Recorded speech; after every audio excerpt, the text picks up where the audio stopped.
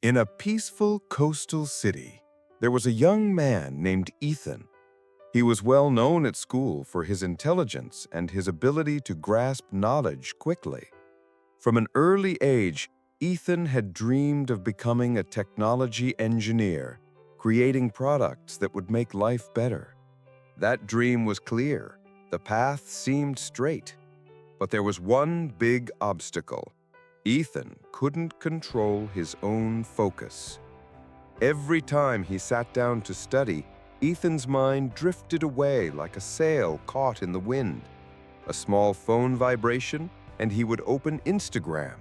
A notification from YouTube popped up, and he would click instantly. Sometimes he would just sit there, lost in daydreams, traveling around the world, basking in glorious success, and time kept slipping away. He often told himself, "It's fine, there's still plenty of time." But that plenty of time disappeared day by day.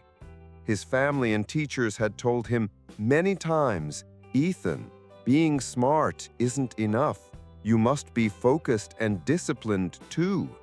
But Ethan still believed that as long as he was talented, everything would come naturally. Until the day the results of the International Scholarship Exam were announced. He had hoped this would be the stepping stone to bring him closer to his dream. But he failed. His diligent friends scored very high. The compliments he once received disappeared, replaced by looks of regret.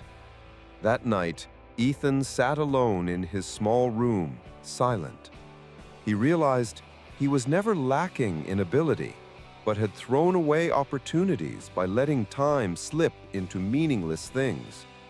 For the first time, he truly understood. Without discipline, intelligence is just an unpolished gem. Ethan decided to find a mentor who would not only teach knowledge, but also guide him on self-management. And then he met Mr. Harris, a physical education coach famous for instilling discipline even in the most undisciplined students. The coach didn't just talk about sports exercises. He went deep into brain science, habit formation, and the power of focus.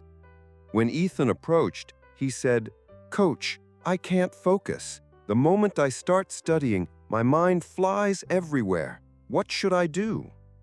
Coach Harris smiled and led him to the training ground. He brought out a bow and an arrow, set up a target board in the middle of the field, and said, "If you can hit the center of this board, I'll know how focused you are." Ethan pulled the bow, released the string. The arrow missed the center.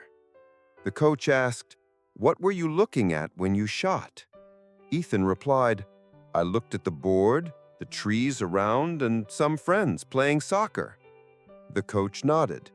"That's exactly your problem.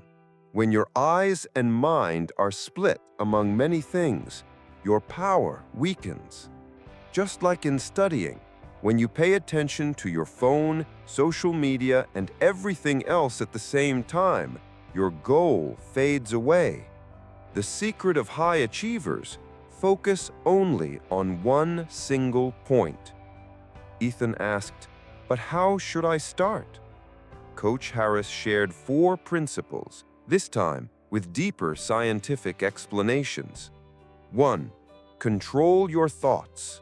The brain works like a chain reaction. If a distracting or negative thought enters, it will pull in a chain of others. When you realize you're off track, break the chain immediately with a reminder like, "Now is study time." 2. Build a time structure. Humans have a natural biological rhythm. When you study at the same time each day, the brain will automatically switch to focus mode as a reflex. 3. Eliminate dopamine traps. Phones, TV, games are dopamine machines that train the brain to seek quick pleasure, making it impatient with studying. Keep them out of reach while working. 4. Train like a muscle. Focus is a skill, and skills must be trained consistently. Start with 15 minutes, then increase gradually.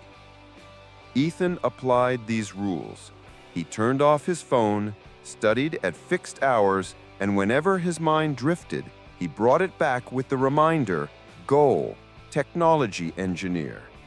At first, just 20 minutes felt exhausting, but after a few weeks, he could study for 2 to 3 hours straight without being pulled away.